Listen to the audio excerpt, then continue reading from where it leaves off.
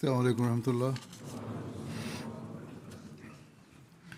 أشهد أن لا إله إلا الله وحده لا شريك له وأشهد أن محمدا عبده ورسوله أما بعد فأعوذ بالله من الشيطان الرجيم. بسم الله الرحمن الرحيم.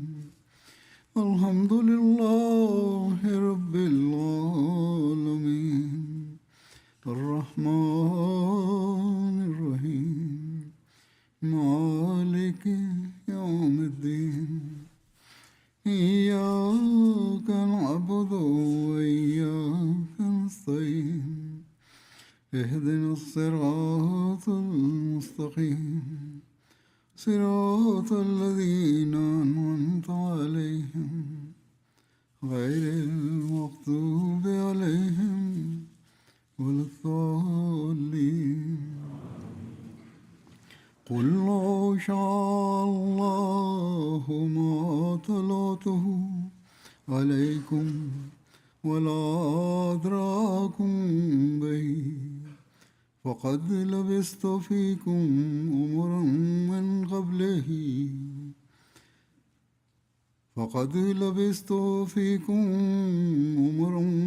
قبله أفلا تعقلون. فمن أظلم ممن افترى على الله كذبا وكذب بآياته إنه لا يفلح المجرمون.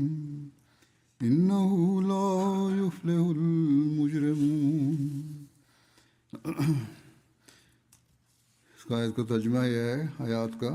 हिननि आयतुनि जो तर्जुमो ही आहे त ऐं तूं उन्हनि खे चओ त अल्लाह जी इहा ई मर्ज़ी हुजे हा त इन जी जॻह ते का ॿी तालीम ॾिनी वञे हा त मां इन खे तव्हांजे साम्हूं पढ़ी न ॿुधायां हा ऐं न ई हू तव्हांखे इन तालीम खां आगाह करे हा. जीअं त इन खां पहिरियां मां हिकिड़ो वॾो वक़्तु तव्हां में गुज़ारे चुको आहियां. छा पोइ बि तव्हां अकुल खां कमु नथा वठो? पोइ तव्हां ई ॿुधायो त जेको अल्लाह ते बोहतान हणे या उन जे निशाननि खे कूड़ो करे उनखां वधी करे केरु ज़ालिम हूंदो. मक़सदु ही यकीनी ॻाल्हि आहे त मुजरिम माण्हू कामयाबु नाहिनि थींदा. पाण सॻोरन सल्लल्लाहु अलैहि वसल्लम जी सीरत जे मुख़्तलिफ़ पहलुअनि जो ज़िक्र थी रहियो आहे. अॼु संदन सदाकत सचाई रास्तबाज़ी जे ख़ुल्क़ जे बारे में ज़िक्र थींदो. संदन सीरत जे वाक़िअनि में संदन सचाई जे वाक़िअनि जा तमामु आला मिसाल मिलनि था जो दुश्मन बि संदन सच ॻाल्हाइण ऐं सचाई जे तमामु आला मयार जो इक़रार कए बग़ैर नथो रही सघे. संदन सचाई जे इन मयार खे ई अलाह ताला क़ुर शरीफ़ में बयानु फ़रमायो आहे जेका मूं तिलावत कई आहे. ऐं हीउ ऐलान हुज़ूर खां करायई त हिननि खे चओ त मां कॾहिं बि कंहिं सूरत में बि कूड़ नाहे ॻाल्हायो, सचाई जो दामन नाहे छॾियो ऐं तव्हां माण्हू इन जा शाहिद आहियो त छा ख़ुदा ताला ते मां कूड़ ॻाल्हाईंदुसि. त हिकिड़ो अहिड़ो दीन खणी आयो आहियां जेको ख़ुदा तरफ़ां नाहे. हीउ हरगिज़ नथो थी सघे. ऐं इन सां गॾु ई पाण पंहिंजे मञण वारनि खे बि हीअ तलक़ीन फ़रमायाऊं त हाणे जेके तव्हां मुंहिंजी इत्तिबा में आया आहियो, मुंहिंजी पैरवी करण जो अहद कयो अथव त सचाई जा आला मयार क़ाइमु कयो. सो अॼु असां सभिनी खे इन हवाले सां पंहिंजा जाइज़ा वठण जी ज़रूरत आहे त हीअ सचाई जा आला मयार ई आहिनि जेके असांजी ज़िंदगी जी हर घड़ी में कामयाबी जी ज़मानत आहिनि ऐं असांजे लाइ तबलीग जा रस्ता खोलण वारा बि आहिनि. रसूलुल्लाह सल्लल्लाहु अलैहि वसल्लम जी पाक ज़िंदगी जो तज़किरो कंदे हज़रत मुस्लिह मऊद रज़ियल्लाहु ताला अन्हो हिकिड़े हंधि लिखियो या फ़रमायाऊं ख़ुतबे में त असीं पाण सॻोरन सल्लल्लाहु अलैहि वसल्लम जे बारे में ॾिसूं था त संदन दुश्मननि इक़रार कयो त पाण सादिक़ ऐं अमीन हुआ ऐं मथनि उन्हनि को इल्ज़ाम न हयो ऐं पर दुश्मन बि संदन तहारत ऐं पाकीज़गी जी शाहिदी ॾिनी. जीअं त ॾिसो मके में हिकिड़ी मजलिस थी त ॿाहिरां जॾहिं माण्हू मके में ईंदा ऐं मुहम्मद सल्लल्लाहु अलैहि वसल्लम जे बारे में पुछंदा त उन्हनि खे कहिड़ो जवाबु ॾींदासीं। सभई रलिजी हिकिड़ो जवाबु ठाहे वठो त जीअं इख़्तिलाफ़ु न थिए। पहिरियां ई असां बदनाम थी रहिया आहियूं त हिकिड़ो कुझु थो चए ॿियो कुझु थो चए। तंहिं करे हज ते जेके माण्हू ईंदा उन्हनि खे चवण जे लाइ हिकिड़ी ॻाल्हि जो फ़ैसिलो करे वठो। इन ते उन्हनि मां हिकिड़े चयो त हीअ चई छॾिजो त कूड़ जी आदत अथसि, जेको चए थो सभु कूड़ आहे। हीअ ॿुधी हिकिड़ो शख़्स जंहिंजो नालो नज़र बिन हारिस हुयो उथी बीठो। उन चयो त हीअ ॻाल्हि न चवणु घुरिजे, जेकॾहिं हीअ चवंदव त को न मञींदो। ऐं माण्हू जवाबनि चवंदा त मुहम्मद सल्लल्लाहु अलैहि वसल्लम तव्हां में जवानी जी उमिरि गुज़ारी आहे ऐं उन वक़्तु हू तव्हां सभिनी खां वधीक नेक अमल सम्झो वेंदो हुयो ऐं सभिनी खां वधीक सचो सम्झो वेंदो हुयो ऐं सभिनी खां वधीक अमानत जो पाबंद हो। एसि ताईं जो जॾहिं उन जी लोंदड़ियुनि ते अछा वार अची विया ऐं उन तव्हां वटि उहा तालीम आंदी जेका उनजी आहे, माना त इस्लाम जी तालीम, त तव्हां चवणु लॻी पियो त हू कूड़ो आहे। ख़ुदा जो कसम अहिड़े हालात में हू कूड़ो नथो थी सघे। जीअं त इन शख़्स जे इन जवाब ते सभिनी पंहिंजी ग़लती खे तस्लीम कयो ऐं इन एतिराज़ जे बदिरां ॿी ॻाल्हि सोचणु लॻा। कहिड़ी न सची ॻाल्हि हुई जेका उन शख़्स पेश कई। जेकॾहिं पहिरियां कॾहिं पाण सॻोरनि सल्लल्लाहु अलैहि वसल्लम ॾांहुं उन्हनि कूड़ मनसूब कयो हुजे हा त हाणे को मञी सघे पियो, पर जॾहिं पहिरियां हू सॼी उमिरि खेनि सादिक चवंदा रहिया त पोइ यकदमि कूड़ जे इल्ज़ाम खे केरु सचो मञी सघे थो। अहिड़ी तरह हिरकल जॾहिं अबू सुफ़ियान खां पाण सॻोरनि सल्लल्लाहु अलैहि वसल्लम जे बारे में पुछियो त उन्हनि कॾहिं कूड़ ॻाल्हायो आहे, त उन चयो त अॼु ताईं त कोन ॻाल्हायो अथई ऐं चयाईं त अॼु ताईं जो लफ़्ज़ मां इन लाइ लॻायो त जीअं शक पइजी वञे त शायदि आईंदा ॻाल्हाए। अहिड़ी तरह हिकु भेरे पाण सॻोरनि सल्लल्लाहु अलैहि वसल्लम जबल ते चढ़ी माण्हुनि खे सॾियो। पहिरियां बि हीउ वाक़ियो बयानु कयो आहे मां, हाणे हीअ सचाई जे हवाले सां आहे।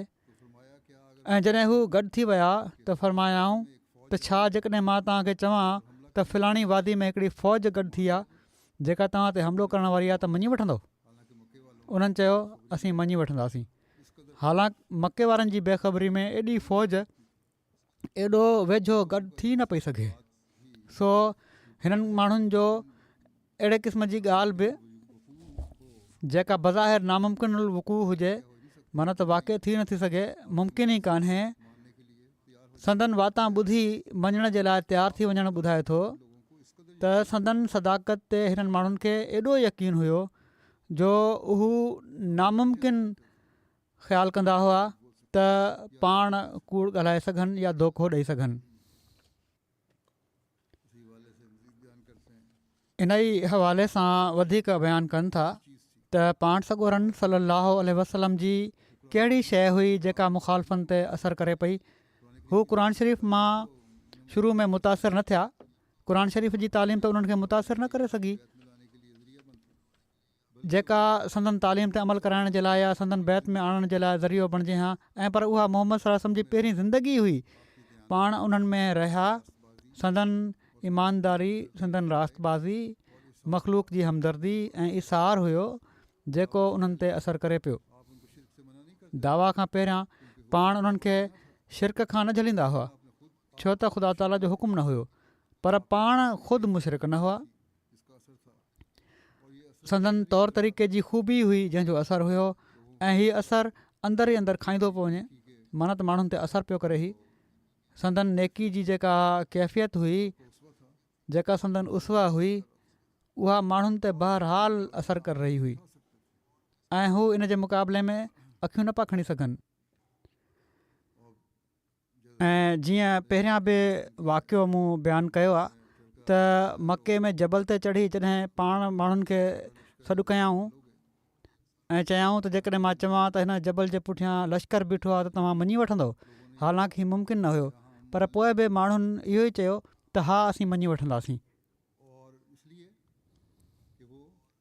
ऐं इन लाइ जो उन्हनि खे ख़बर हुई त पाण कॾहिं बि ग़लति ॻाल्हि न कई अथनि ऐं इहो ई चयऊं त असां कॾहिं बि तोखे कूड़ ॻाल्हाईंदे नाहे ॿुधो ऐं तूं हमेशह ईमानदार रहियो आहीं, हमेशह सच ॻाल्हाईंदो रहियो आहीं, तंहिं करे इन ॻाल्हि खे बि असां मञी वठंदासीं। इन मोट ते पाण फरमायूं त अच्छा जेकॾहिं त हीअ ॻाल्हि आहे त पोइ मां हिकिड़ी ॿी सची ॻाल्हि तव्हांखे ॿुधायां थो ऐं उहा सची ॻाल्हि हीअ आहे त ख़ुदा हिकु आहे ऐं शिरक ख़राबु शइ आहे। हिकु ख़ुदा जी इबादत कयो, शिरक छॾे ॾियो, न त तव्हां ते अज़ाब ईंदो। इन ॻाल्हि उन्हनि ते असरु न कयो, संदन ज़िंदगीअ असरु कयो हुयो, संदन अमल ऐं संदन सचाई, संदन रास्तबाज़ी ऐं संदन नेकी उन्हनि ते असरु कयो हुयो। पर जॾहिं हीअ दावा पेश कयाऊं त उन असरु न कयो ऐं उन्हनि इन जो इनकार करे छॾियो। सो असुलु शइ हीअ आहे त इंसान जी उसव अहिड़ी हुअणु घुरिजे, उन जो अमल अहिड़ो हुअणु घुरिजे जेको माण्हुनि खे मुतासिर करे सघे।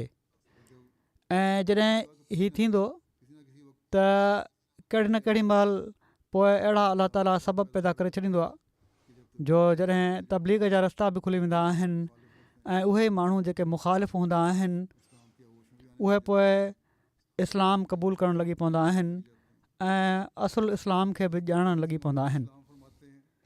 हज़रत अक़दस मसीह मऊद अलैहिस्सलातु वस्सलाम फरमाइनि था, ख़ुदा ताला असांजे सैयदो मौला नबी आख़िर ज़मान खे जेके सैयदुल मुत्तक़ीन हुआ क़िस्म क़िस्म जी ताईदुनि सां मुज़फ़र ऐं मंसूर कयो।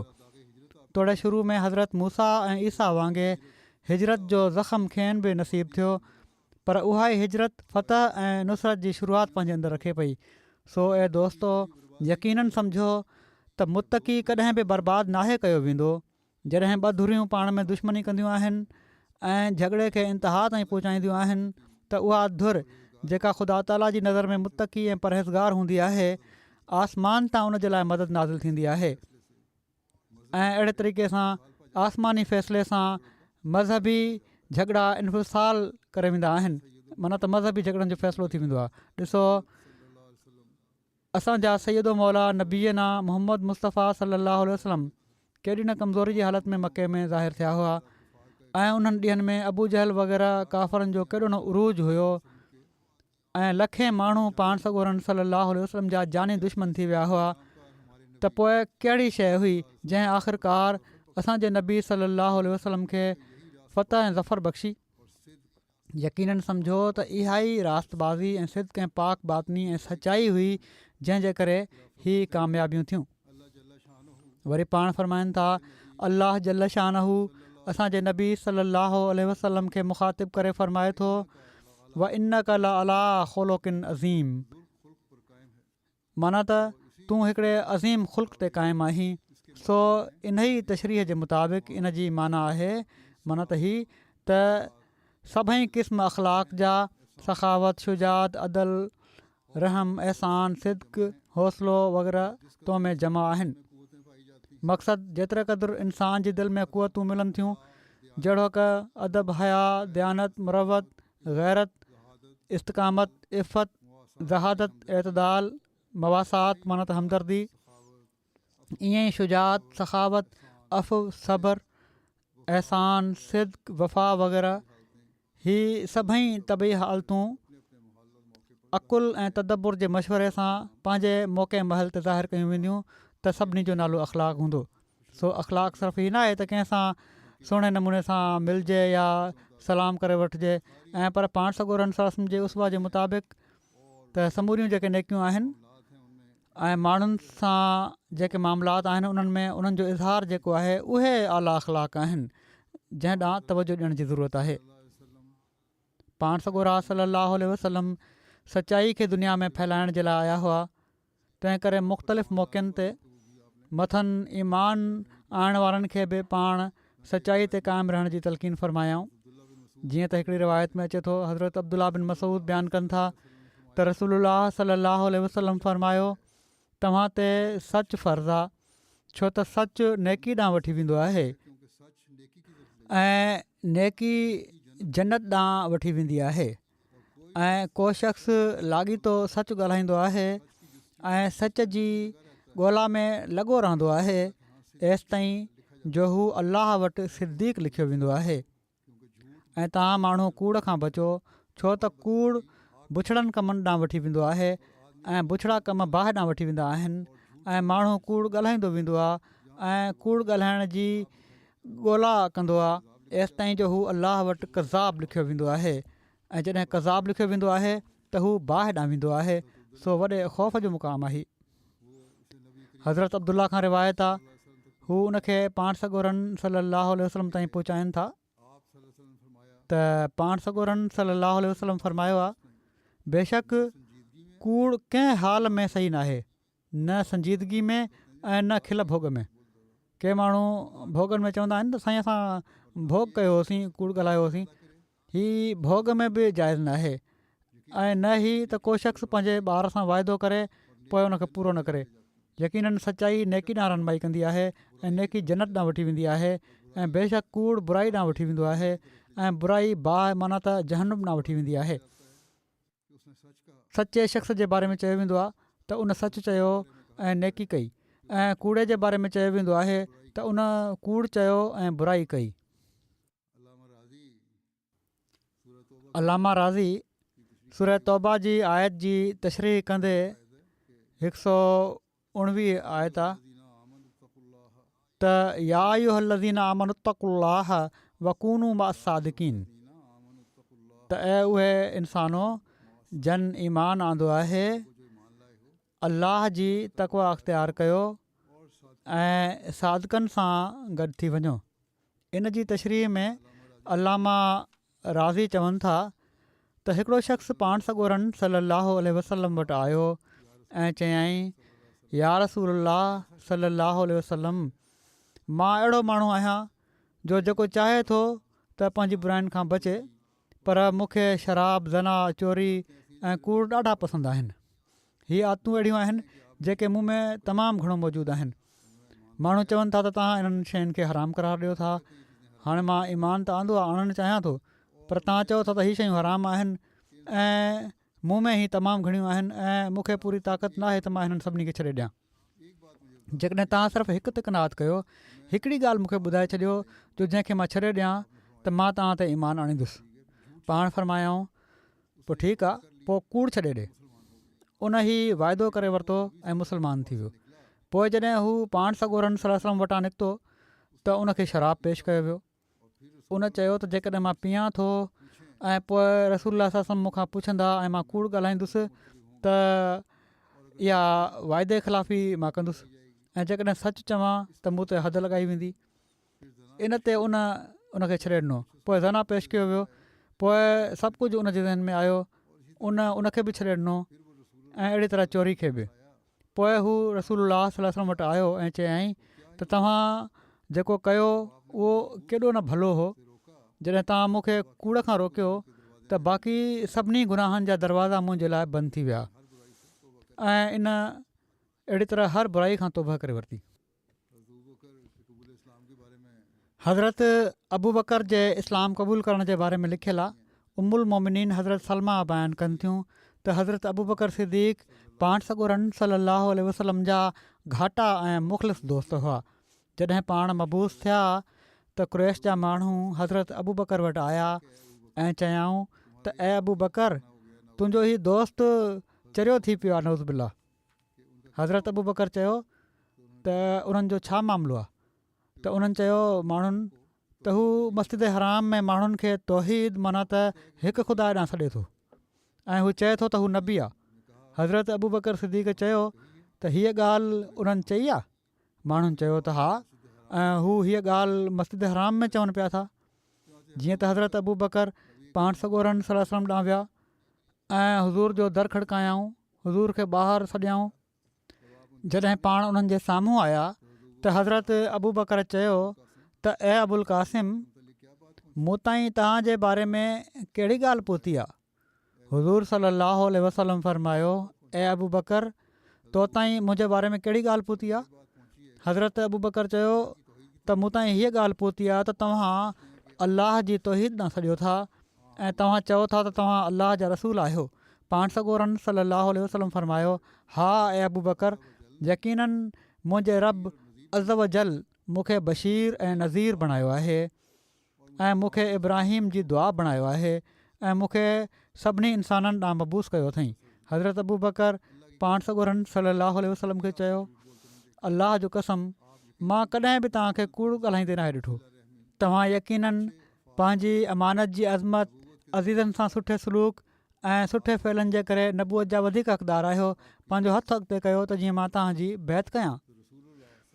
पोइ रसूलुल्लाह सलाहु वसलम पंहिंजो हथु अॻिते कयो ऐं हज़रत अबू बकर हुज़ूर जी बैत कई ऐं संदन तसदीक़ कई ऐं इक़रार कयाऊं त जेको तव्हां खणी आया आहियो उहो हक़ु आहे। सो अलाह जो कसम, हज़रत अबू बकर को तवक़ुफ़ ऐं का ॿुॾतर न कई जॾहिं रसूलुल्लाह सल्लल्लाहु अलैहि वसल्लम खेनि इस्लाम ॾांहुं सॾियो। हज़रत मसीह मऊद अलैहिस्सलातु वस्सलाम फरमाइनि था इन बारे में, जॾहिं पाण सॻोरन सलाहु वसलम नबूअत जो इज़हार फरमायो त हज़रत अबू बकर सिद्दीक़ रज़ियल्लाहु ताला अन्हु शाम मुल्क ॾांहुं वियल हुआ। जॾहिं वापसि आया त अञा रस्ते में ई हुआ जो हिकिड़ो माण्हू उन्हनि खे मिलियो। उनखां मके जा हालात पुछा कयाऊं ऐं चयाऊं त का ताज़ी ख़बर ॿुधाए। हीअ क़ाइदे क़ानून जी ॻाल्हि आहे त जॾहिं इंसानु सफ़र तां वापसि ईंदो आहे त जेकॾहिं को वतनवासी रस्ते में रलिजी वञे त उनखां वतन जा हालात पुछंदो आहे। उन चयो त नई ॻाल्हि हीअ आहे त तुंहिंजे दोस्त मुहम्मद सलाहु अलैहि वसलम पैगम्बरी जी दावा कई आहे। पाण ॿुधंदे ई चयाऊं त जेकॾहिं उन हीअ दावा कई आहे त बेशक हू सचो आहे। इन मां मालूम थिए थो त मथनि केॾो न हुस्न ज़न हुयो। मन त पाण सॻोरन सल्लल्लाहु अलैहि वसल्लम ते हज़रत अबू बकर खे केॾो हुस्न ज़न हुयो। मौजिज़े जी बि ज़रूरत न सम्झाऊं ऐं हक़ीक़त हीअ आहे त मौजिज़ो उहो शख़्स घुरंदो आहे जेको हालात खां वाक़िफ़ु न हुजे ऐं जिथे ग़ैरियत हुजे ऐं हू तसली हासिलु करण जे लाइ चवंदो आहे। पर जंहिंखे इनकार ई कोन्हे उनखे मौजिज़े जी कहिड़ी ज़रूरत आहे। मक़सदु हज़रत अबू बकर सिद्दीक़ रस्ते में ई ॿुधी ईमान आंदो ऐं जॾहिं मके पहुता त पाण सॻोरन सलाहु अलैहि वसलम जी ख़िदमत में हाज़िर थी पुछा कयाऊं त छा तव्हां नबूअत जी दावा कई आहे? पाण सॻोरन सल्लल्लाहु अलैहि वसल्लम फरमायो, हा सही आहे इहा ॻाल्हि। इन ते हज़रत अबू बकर सिद्दीक़ चयो त तव्हां शाहिदु रहो त मां तव्हांजो पहिरियों मुसद्दिक़ आहियां। वरी हिकिड़े ॿिए हंधि पाण फरमाइनि था त इन रंग में बयानु फरमायूं पाण त इन ॻाल्हि खे सम्झणु सआदत आहे त जंहिं शुरू ज़माने में न हासिलु कयो उन जी का क़ाबिलियत ऐं ख़ूबी नाहे। जेको शुरू में पैगाम ॿुधी बैत करे वठे, क़बूल करे वठे, उहो ई क़ाबिल इंसानु आहे। उहो ई हक़ीक़त में उन जी सईद फितरत आहे। जेको हीला बहाना करे थो उन जी त का क़ाबिलियत नाहे, का ख़ूबी नाहे। पर जॾहिं ख़ुदा खोले छॾियो उन वक़्तु पथर ऐं वण बि ॻाल्हाईंदा आहिनि। माना जॾहिं वाज़े थी वञे सभु कुझु, हर शइ वाज़े थी वञे, निशान ज़ाहिर थियणु लॻी पवनि, पोइ जेकॾहिं क़बूल कयो वञे पोइ त हर शइ ई क़बूल कंदी आहे। वधीक क़ाबिल क़दुरु उहो शख़्स आहे जेको अवल क़बूल करे थो, जीअं हज़रत अबू बकर क़बूल कयो। पाण को मौजज़ो न घुरियाऊं ऐं संदन वाता अञा ॿुधो बि न हुआऊं जो ईमान आंदाऊं। माना त दावा बि न ॿुधी हुआऊं जो ईमान आंदाऊं। लिखियलु आहे त हज़रत अबू बकर पंहिंजे वापार ते वियल हुआ। हीअ सॼो वाक़ियो पाण बयानु कयाऊं। रस्ते में माण्हू मिलियो, उन खां पुछियो त ताज़ी ख़बर पुछी। उन ॿुधायो त तव्हांजे दोस्त नबूअ जी दावा कई आहे। त हज़रत अबू बकर सिद्दीक़ ॿुधी हीअ चयो त जेकॾहिं हीअ नबूअ जी दावा कई अथई त हू सचो आहे। पाण फरमाइनि था, हाणे गौर सां ॾिसो त हज़रत अबू बकर ओॾी महिल को निशान या मौजज़ो न घुरियो ऐं पर हीअ ॿुधंदे ई ईमान आंदाऊं ऐं दावा ख़ुदि पाण सॻोरन सलाहु अलैहि वसल्लम जे वातां बि न ॿुधाऊं ऐं पर हिकिड़े ॿिए शख़्स जे वातां ॿुधाऊं ऐं फ़ौरन तस्लीम करे वरिताऊं। हीअ केॾो न ज़बरदस्त ईमान आहे। रिवायत बि पाण सॻोरन सल्लल्लाहु अलैहि वसल्लम जे नाले सां ॿुधी, पाण सॻोरन सल्लल्लाहु अलैहि वसल्लम जे नाले सां ॿुधी इन में कूड़ जो एहतमाल न सम्झाऊं। हीअ रिवायत ॿुधाऊं त पाण दावा कई अथनि त उन ते ईमान आंदाऊं, छो त ख़बर हुई त पाण सॻोरा सल्लल्लाहु अलैहि वसल्लम कूड़ नथा ॻाल्हाए सघनि। ॾिसो हज़रत अबू बकर रज़ियल्लाहु ताला अन्हु को निशान न घुरियो। इहो ई सबबु हुयो जो संदन नालो सिद्दीक़ थियो। सचाई सां भरियल। सिर्फ़ु चहिरो ॾिसी सुञाणे वरिताऊं त हीउ कूड़ो न आहे। सो सादिकनि जी सुञाणप ऐं उन्हनि खे तस्लीम करणु को ॾुखियो कमु त नाहे हूंदो। उन्हनि जा निशान ज़ाहिर हूंदा आहिनि। हज़रत ख़लीफ़तुल मसीह अव्वल इन बारे में बयानु फ़रमाइनि था हिकिड़े हंधि त मां ख़दीजा जी शाहिदी खां चशम पोशी नथो करे सघां, जेका उन्हनि पाण सॻोरनि सल्लल्लाहु अलैहि वसल्लम जी नबूअत जी दावा जी शुरूआति में ॾिनी हुई। हुज़ूर सल्लल्लाहु अलैहि वसल्लम जॾहिं अलाह ताला जो आवाज़ु ॿुधो ऐं ॾिठाऊं त सॼी दुनिया इन आवाज़ जी मुखालफ़त कंदी। जॾहिं पाण फ़रमायाऊं ख़दीजा मूंखे पंहिंजी जान जो ख़ौफ़ थी पियो आहे, त हू चवनि थियूं त ख़ुशि थियो, ख़ुदा जो कसम कॾहिं बि तव्हांखे अलाह ज़लील न कंदो। हज़रत ख़दीजा चयो माण्हू जेको मर्ज़ी चवंदा वतन तव्हां ख़ुशि थी वञो, जेकॾहिं हीअ ॻाल्हि आहे त अलाह तव्हांखे ज़लील न कंदो, छो त तव्हां त हमेशह अज़ीज़नि सां सुहिणो सलूक कंदा आहियो ऐं सच ॻाल्हाईंदा आहियो ऐं ॾुख वारे जो ॾुख बर्दाश्त कंदा आहियो ऐं ग़रीब खे ॾींदा आहियो ऐं महिमान नवाज़ी कंदा आहियो ऐं भलनि कमनि में वक़्तनि बवक़्तनि मदद कंदा आहियो। गौर कयो, हज़रत ख़लीफ़तुल मसीह अव्वल फ़रमाइनि था, गौर कयो 55 सालनि जी औरत संदन साॻे शहर जी साॻी क़ौम वारी जेका 15 सालनि खां हुज़ूर जे निकाह में आहे, कहिड़ी शाहिदी ॾिए थी। ख़दीजा जी शाहिदी अहिड़े वक़्त में जॾहिं त पाण ग़मगीन ऐं बेक़रार हुआ, गौर जे क़ाबिल आहे। जेकॾहिं मंझंदि हीअ सिफ़तूं न हुजनि हा, सो ख़दीजा जो हीउ बयानु उन वक़्तु हरगिज़ तसली जो मूजिबि न हुजे हा। शेब अबी तालिब में मैसूरी जी हालति में जॾहिं 3 साल थियणु लॻो त पाण सॻोरनि सल्लल्लाहु अलैहि वसल्लम अलाह ताला खां इल्मु हासिलु करे पंहिंजे चाचे अबू तालिब खे इतलाह ॾिनो त बनु हाशिम सां बाइकाट जो जेको मुआदो काबतुल्ला शरीफ़ में टंगियो वियो हुयो, उन जी समूरी तहरीर खे अलाह जे ज़िक्र खां सवाइ उॾो ई खाई वई आहे। अबू तालिब खे पाण सॻोरनि सल्लल्लाहु अलैहि वसल्लम जे कौल ते अहिड़ो यकीन हुयो जो उन्हनि पहिरियां पंहिंजे भाइरनि सां संदन इन ॻाल्हि जो ज़िक्र कंदे चयो त ख़ुदा जो कसम मोहम्मद सल्लल्लाहु अलैहि वसल्लम मूंसां अॼु ताईं कूड़ नाहे ॻाल्हायो कॾहिं बि। जीअं त हू उन्हनि सां गॾु कुरैश जे सरदारनि वटि विया ऐं उन्हनि खे चयऊं त मुंहिंजे भाइटे मूंखे हीउ ॿुधायो आहे ऐं उन मूंसां कॾहिं बि कूड़ नाहे ॻाल्हायो त अलाह ताला तव्हांजे मुआदे ते उॾो ई खे मुसलत करे छॾियो आहे ऐं हू उन मां सवाइ अलाह जे ज़िक्र जे सभु कुझु खाई वई आहे। जेकॾहिं मुंहिंजो भाइटियो सचो निकितो त तव्हांखे पंहिंजे बाइकाट जे फ़ैसिले खां हटिणो पवंदो ऐं जेकॾहिं हू कूड़ो साबित थियो त मां उनखे तव्हांजे हवाले करे छॾींदुसि, वणेव त उनखे क़तलु कयो ऐं वणेव त ज़िंदा रखो। उन्हनि चयो बिल्कुलु ही इंसाफ़ जी ॻाल्हि आहे। पोइ जॾहिं मुआदे खे ॾिठो वियो त उहो ईअं ई हुयो जीअं रसूलुल्लाह सल्लल्लाहु अलैहि वसल्लम फ़रमायो हुयो। जीअं त कुरैश पंहिंजी क़ौम जे साम्हूं शर्मसार थी विया।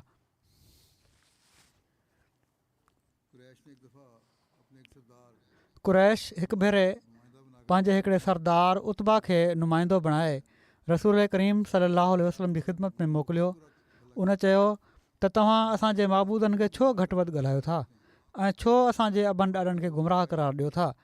तव्हांजी जेका बि ख़्वाहिश आहे असीं पूरी था कयूं, तव्हां इन्हनि ॻाल्हियुनि खां मुड़ी वञो। हुज़ूर सल्लल्लाहु अलैहि वसल्लम तहमुल ऐं ख़ामोशी सां उन्हनि जूं ॻाल्हियूं ॿुधंदा रहिया। जॾहिं हू सभु कुझु चई चुको त पाण सूरह हा मीम फुसलत जूं कुझु आयतूं तिलावत कयऊं ऐं जॾहिं पाण इन आयत ते पहुता त मां तव्हांखे आद ऐं समूद जहिड़े अज़ाब खां ॾियारियां थो, त उतबा हुज़ूर खे रोके छॾियो त हाणे बसि कयो ऐं उतबा उथी पंहिंजे साथियुनि वटि अची वियो। उन कुरैश खे वञी चयो त मां ॼाणा थो त मोहम्मद सल्लल्लाहु अलैहि वसल्लम जॾहिं का ॻाल्हि चवे त हरगिज़ कूड़ नाहे चवंदो। मूंखे डपु थो लॻे त किथे तव्हां ते उहो अज़ाब न अची वञे। अबू जहल जी शाहिदी बि मिले थी। हज़रत अली बयानु फ़रमायो त अबू जहल नबी करीम सल्लल्लाहु अलैहि वसल्लम खे चयो त असां तव्हांखे कूड़ो नथा कयूं, पर उनखे कूड़ो था कयूं जेको तव्हां खणी आया आहियो, माना तव्हांजे दीन खे कूड़ो था कयूं। हिकिड़ी रिवायत में आहे अखनस बिन शरीक बदर जे ॾींहुं अबू जहल खे मिलियो। उन चयो ए अबुल हकम, हिते मूंखां ऐं तोखां सवाइ को कोन्हे जेको असांजी ॻाल्हि ॿुधी रहियो हुजे। मूंखे मोहम्मद जे बारे में सच सच ॿुधाए त छा हू सचा आहिनि या कूड़ा। अबू जहल जवाबु ॾिनो, अलाह जो कसम, मोहम्मद सलाहु वसलम यकीननि सचा आहिनि ऐं मोहम्मद कॾहिं बि कूड़ नाहे ॻाल्हायो। हज़रत मुस्लिह मऊद बयानु कंदे फ़रमाइनि था हिकिड़े हंधि, छा मोहम्मद रसूलुल्लाह सलाहु वसलम जे दुश्मननि पंहिंजे रसूल खे न सुञातो जो इन जो इनकार कनि पिया था। माना त हीअ केॾे तजुब जी ॻाल्हि आहे त उन्हनि 40 सालनि ताईं मोहम्मद रसूलुल्लाह सलाहु वसलम खे ॾिठो, संदन अख़लाक ऐं आदतुनि जो उन्हनि मुशाहिदो कयो ऐं उन्हनि पंहिंजी ऐनी शाहिदियुनि सां इन ॻाल्हि खे तस्लीम कयो त मोहम्मद रसूलुल्लाह सलाहु वसलम तमामु सचा इंसान आहिनि। पर जॾहिं उन सचे इंसान हीउ चयो त मां ख़ुदा तरफ़ां तव्हांजी हिदायत जे लाइ मबूस कयो वियो आहियां, त हू मुखालफ़त जे लाइ उथी पिया। जेकॾहिं को ग़ैर शख़्स हीअ ॻाल्हि चए हा त उनखे माज़ूर सम्झो वञे हा ऐं उन जे बारे में सोचे सघिजे पियो त छो त उन मोहम्मद रसूलुल्लाह सलाहु वसलम खे नाहे ॾिठो। इन लाइ हू हुज़ूर ॾांहुं हीअ ॻाल्हि मनसूब करे पियो थो त पाण ख़ुदा ताला ते कूड़ ॿधो अथनि। पर मके जा रहण वारा जंहिंजे साम्हूं मोहम्मद सल्लल्लाहु अलैहि वसल्लम जी सॼी ज़िंदगी हिकिड़े खुलियल किताब वांगुरु हुई, खेनि कहिड़ी तरह मुफ़्तरी करार ॾियणु लॻी पिया।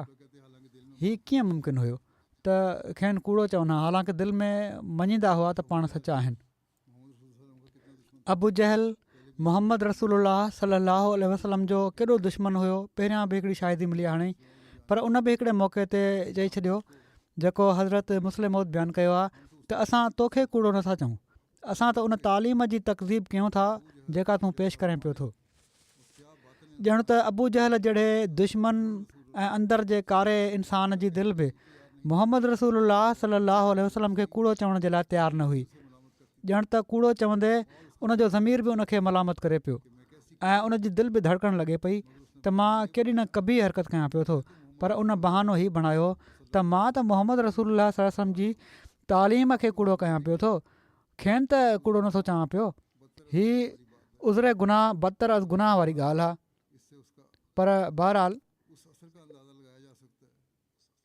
इन मां उन जे इन असर जो अंदाज़ो लॻाए सघिजे थो जेको शदीद तरीन दुश्मननि जी दिलनि में बि संदन सदाकत ऐं रास्तबाज़ी जे करे क़ाइमु थी चुको हुयो।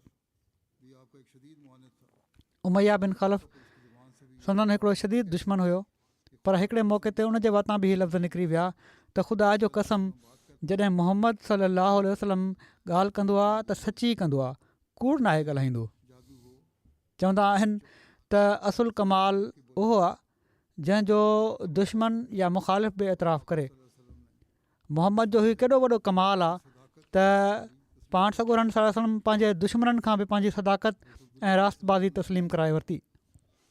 हज़रत अब्दुल्ला बिन सलाम बयानु कयो त जॾहिं नबी सलाहु वसलम मदीने आया त माण्हू तेज़ी सां हुज़ूर ॾांहुं विया ऐं माण्हू चवणु लॻी पिया त रसूलुल्लाह सलाहु वसलम अची विया आहिनि, रसूलुल्लाह सलाहु वसलम अची विया आहिनि, रसूलुल्लाह सलाहु वसलम आया आहिनि।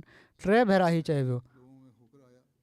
चवनि था मां बि माण्हुनि में थी आयुसि त जीअं ॾिसां, जॾहिं मां संदन चहिरो चङी तरह ॾिठो त मूं सुञाणे वरितो त संदन चहिरो कूड़े जो चहिरो न आहे। ऐं पहिरीं ॻाल्हि जेका पाण बयानु फ़रमायाऊं ऐं मां ॿुधो हुज़ूर खां पाण फ़रमायाऊं, ए इंसानो सलाम खे रवाज ॾियो, खाधो खारायो ऐं अज़ीज़नि मिटनि सां सुहिणो वर्ताउ कयो ऐं राति महल नमाज़ पढ़ो जॾहिं माण्हू सुता पिया हुजनि त तव्हां सलामती सां जन्नत में दाख़िल थी वेंदो। मदीने जे यहूदियुनि जी बि शाहिदी मिले थी। मुसलमाननि ऐं यहूदी कबीले बनु कुरैज़ा जे विच में पाण में ताउन जो मुआहिदो हुयो। जंग अहज़ाब जे दौरान बनु नज़ीर जो सरदार हुई इब्न अख़्तब बनु कुरैज़ा जे सरदार काब बिन असद कुर्ज़ी वटि वियो ऐं उनखे मुसलमाननि सां मुआहिदो टोड़णु ऐं कुरैश जी मदद करण ते राज़ी करण जी कोशिशि कयईं त जीअं मुसलमाननि खे शिकस्त ॾिजे। इन मौक़े ते काब बिन असद जेको बनु कुरैज़ा जो सरदार ऐं मुसलमाननि जो दुश्मन हुयो, उन चई ॾिनो त मां मोहम्मद सां मुआहिदो कयो आहे ऐं मां हरगिज़ इन मुआहिदे खे टोड़ण वारो न आहियां। ऐं मां खाइनि वफ़ादारी ऐं सिदक खां सवाइ कुझु न आहे ॾिठो। अहिड़ी तरह हिकिड़ी रिवायत आहे, उबैद बिन उमैर बयानु कनि था त उन्हनि हिकिड़े शख़्स खे हज़रत इब्न उमर खां ई चवंदे ॿुधो त छा तव्हां रसूलुल्लाह सल्लल्लाहु अलैहि वसल्लम खे ई फ़रमाईंदे नाहे ॿुधो त मां खिल भोग ज़रूरु कंदो आहियां, पर इन में बि सिर्फ़ु सची ॻाल्हि कंदो आहियां। उन्हनि जवाबु ॾिनो हा। बहस बिन हकीम पंहिंजे ॾाॾे खां रिवायत कनि था त उन्हनि रसूलुल्लाह सल्लल्लाहु अलैहि वसल्लम खे फ़रमाईंदे ॿुधो, हलाकत आहे उन शख़्स ते जेको ॻाल्हि करे थो ऐं कूड़ थो ॻाल्हाए त जीअं उनजे करे माण्हू खिली ॾियनि। उनजे लाइ हलाकत आहे, उनजे लाइ हलाकत आहे। सो नंढड़े बि कूड़ खां पाण सख़्ती खां मना फ़रमायो अथनि ऐं वॾी तंबीह फ़रमाई अथनि। हज़रत अब्दुल्ला बिन उमर रिवायत कनि था त मां जेका ॻाल्हि बि पाण सॻोरनि सल्लल्लाहु अलैहि वसल्लम खां ॿुधंदो हुउसि उनखे लिखी वठंदो हुउसि ऐं मां उनखे यादि रखणु चाहींदो हुउसि। पोइ मूंखे कुरैश रोके छॾियो ऐं चयाऊं त छा तूं हर शइ लिखी थो वठी जेका तूं ॿुधी थो? हालांकि रसूलुल्लाह सल्लल्लाहु अलैहि वसल्लम हिकिड़ा बशर आहिनि। पाण सॻोरा सल्लल्लाहु अलैहि वसल्लम कावड़ में बि कलाम फ़रमाईंदा आहिनि ऐं ख़ुशी में बि, जीअं त मां तहरीर करण खां रुकिजी वियुसि। पोइ मां इन ॻाल्हि जो ज़िक्र रसूलुल्लाह सल्लल्लाहु अलैहि वसल्लम सां कयो त पाण पंहिंजी आङुर सां पंहिंजे वात ॾांहुं इशारो कयाऊं ऐं फ़रमायाऊं तूं लिखंदो कर। सो इशारो करे पंहिंजे वात ॾांहुं फ़रमायाऊं, उन ज़ात जो कसम जंहिंजे हथ में मुंहिंजो साह, हिन मां हक़ ऐं सच खां सवाइ ॿियो कुझु न आहे निकिरंदो। सचाई ऐं हक़ ई निकिरंदो हिन वात मां, तंहिं करे बेशक लिखी वठंदो कर। वॾी बारीकी सां पाण कूड़ जे ख़िलाफ़ु नसीहत कंदा हुआ। पहिरियां बि ज़िक्र आयो आहे, हिकिड़ी रिवायत में अचे थो हज़रत अब्दुल्ला बिन आमिर बयानु कयो त हिकिड़े ॾींहुं मूंखे मुंहिंजी वालदा सॾु कयो ऐं रसूलुल्लाह सल्लल्लाहु अलैहि वसल्लम उन वक़्तु असांजे घर में वेठा हुआ। मुंहिंजी वालदा चयो, हेॾे अचु, मां तोखे का शइ ॾींदसि। रसूलुल्लाह सल्लल्लाहु अलैहि वसल्लम उन्हनि खे फ़रमायो, तूं उनखे कहिड़ी शइ ॾियण जो इरादो कयो आहे? उन्हनि अर्ज़ु कयो त मां उनखे खजूर ॾींदसि। रसूलुल्लाह सल्लल्लाहु अलैहि वसल्लम उन्हनि खे फ़रमायो, जेकॾहिं तूं उनखे का शइ न ॾीं हा त तुंहिंजो हिकिड़ो कूड़ लिखियो वञे हा। हीअ बारीकी आहे। हज़रत मुस्लिह मऊद फ़रमाइनि था, पाण सॻोरनि सल्लल्लाहु अलैहि वसल्लम जो ज़ाती मक़ाम त सच जे बारे में एॾो बाला हुयो जो संदन क़ौम संदन नालो ई सिद्दीक़ रखे छॾियो हुयो। पाण पंहिंजी जमायत खे बि सचाई ते क़ाइमु रहण जी हमेशह नसीहत फ़रमाईंदा हुआ। पंहिंजो मक़ाम त हो, पर जमायत खे बि सचाई ते क़ाइमु रहण जी नसीहत फ़रमाईंदा हुआ ऐं अहिड़े आला दर्जे जे सच जे मक़ाम ते बीहारण जी कोशिशि फ़रमाईंदा हुआ जेको हर क़िस्म जे कूड़ जे शकनि खां पाक हुजे। पाण फ़रमाईंदा हुआ त सच ई नेकी ॾांहुं तवजो ॾियाराईंदो आहे ऐं नेकी ई इंसान खे जन्नत ॾियाराईंदी आहे ऐं सच जो असुलु मुक़ाम हीअ आहे त इंसानु सच ॻाल्हाईंदो वञे एसि ताईं जो ख़ुदा जे हुज़ूर बि हू सचो सम्झो वञे। हिकु भेरे पाण सॻोरनि सल्लल्लाहु अलैहि वसल्लम वटि हिकिड़ो शख़्स क़ैद थी आयो जेको केतिरनि ई मुस्लमाननि जे क़तल जो मूजिब थी चुको हुयो। हज़रत उमर सम्झनि पिया त हीउ शख़्स वाजिबुल क़तल आहे ऐं हू बार बार पाण सॻोरनि सल्लल्लाहु अलैहि वसल्लम जे चहिरे ॾांहुं ॾिसनि पिया त जेकॾहिं पाण इशारो कनि त उनखे क़तलु करे छॾनि। जॾहिं उहो शख़्स उथी हलियो वियो त हज़रत उमर चयो, या रसूलल्लाह सल्लल्लाहु अलैहि वसल्लम, हीउ शख़्स त वाजिबुल क़तल हो। पाण फ़रमायाऊं, वाजिबुल क़तल हो त तूं उनखे क़तलु छो न कयो? उन्हनि चयो, या रसूलल्लाह, जेकॾहिं तव्हां अखि सां इशारो करे छॾियो हा त मां ईअं करे छॾियां हा। पाण फ़रमायाऊं, नबी दोखेबाज़ नाहे हूंदो। हीअ कीअं पियो थी सघे त मां वात सां त उन सां प्यार जूं ॻाल्हियूं करे रहियो हुजां हा ऐं अखि सां उनखे क़तलु करण जो इशारो कयां हा? हीअ नथो थी सघे, हीअ त दोखो आहे हुई ऐं मूंखां हीअ कॾहिं बि नथो थी सघे। सो जिथे पाण सचाई ऐं साफ़ ॻाल्हाइण जा मयार क़ाइमु फ़रमायाऊं जो दुश्मन बि एतिराफ़ कए बग़ैर न रही सघे, उते पाण पंहिंजे मञण वारनि खे बि सचाई जा आला मयार हासिलु करण जी तलक़ीन फ़रमाई अथनि। सो अॼु हर अहमदी जो कमु आहे त असीं पंहिंजा जाइज़ा वठूं त असांजा सचाई जा मयार छा आहिनि ऐं जेके कमज़ोरियूं आहिनि उन्हनि खे ख़तमु करिणो आहे। असां अलाह ताला असांखे इन जी तौफ़ीक़ अता फ़रमाए। निमाज़ खां पोइ हिकिड़ो जनाज़ो ग़ाइब बि पढ़ाईंदुसि जेको शाहिदा अहमद साहिबा जो आहे। मिर्ज़ा नसीम अहमद साहिब जूं घरवारियूं हुयूं। कुझु ॾींहं पहिरियां 91 सालनि जी उमिरि में फ़ौत थियूं आहिनि। इन्ना लिल्लाहि व इन्ना इलैहि राजिऊन। मरहूमा मूसिया हुयूं। हज़रत मसीह मऊद अलैहिस्सलातु वस्सलाम जूं ॾोहिटियूं हज़रत नवाब अब्दुल्ला ख़ान साहिबु ऐं हज़रत साहिबज़ादी अमतुल हफ़ीज़ बेगम साहिबा जी धीउ हुयूं। हिननि जा 4 पुट हुआ। हिननि जे वॾे पुट नौमान लिखियो आहे त हर को चए पियो थो त मूंसां ई ॾाढो प्यारु कंदियूं हुयूं। तमामु भलो सुहिणो वर्ताव हुयो हिननि जो माण्हुनि सां।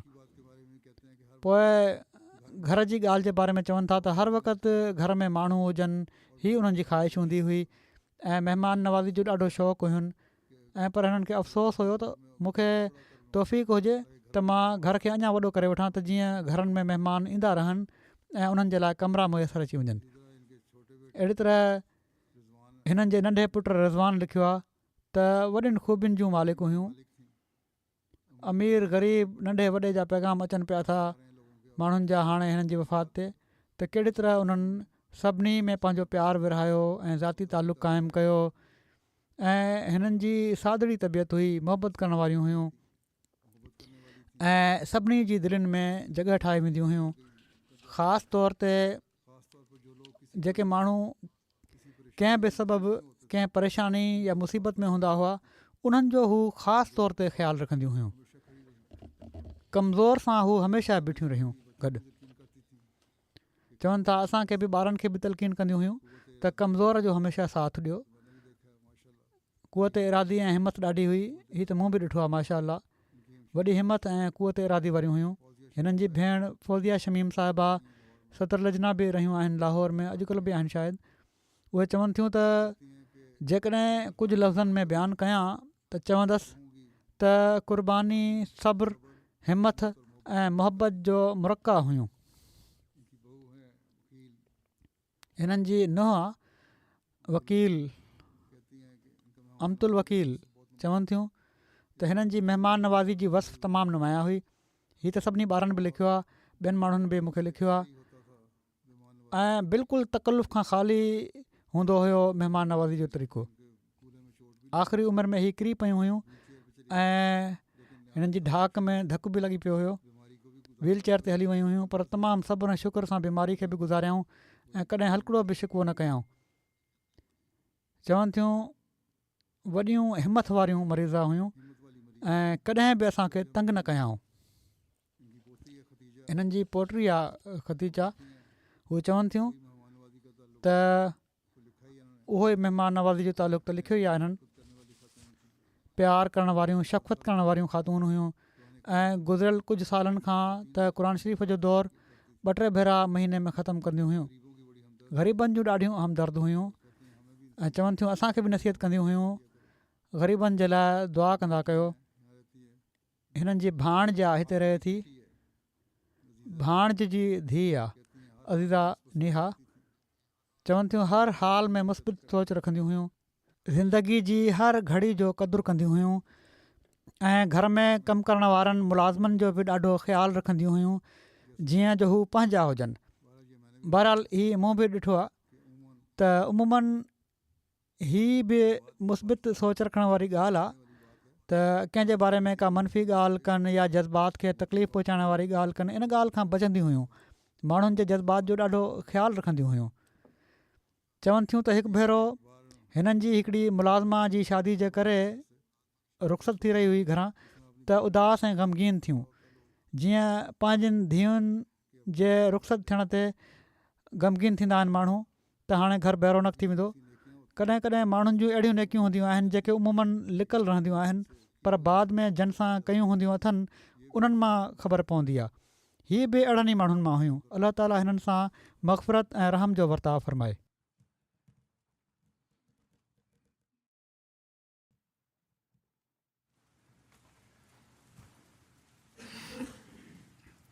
अल्हम्दुलिल्लाह अल्हम्दुलिल्लाह नहमदुहु व नस्तईनुहु व नस्तग़फिरुहु व नुमिनु बिही व नतवक्कलु अलैहि व नऊज़ु बिल्लाहि मिन शुरूरि अनफुसिना व मिन सय्यिआति अअमालिना मन यहदिहिल्लाहु फला मुदिल्ल लहु वमन युद्लिल्हु फला हादिय लहु ونشهد أن لا إله إلا الله ونشهد أن محمدا عبده ورسوله عباد الله رحمكم الله إن الله يأمر بالعدل والإحسان وإيتاء ذي القربى وينهى عن الفحشاء والمنكر والبغي يعظكم لعلكم تذكرون اذكروا الله يذكركم وادعوه يستجب لكم ولذكر الله أكبر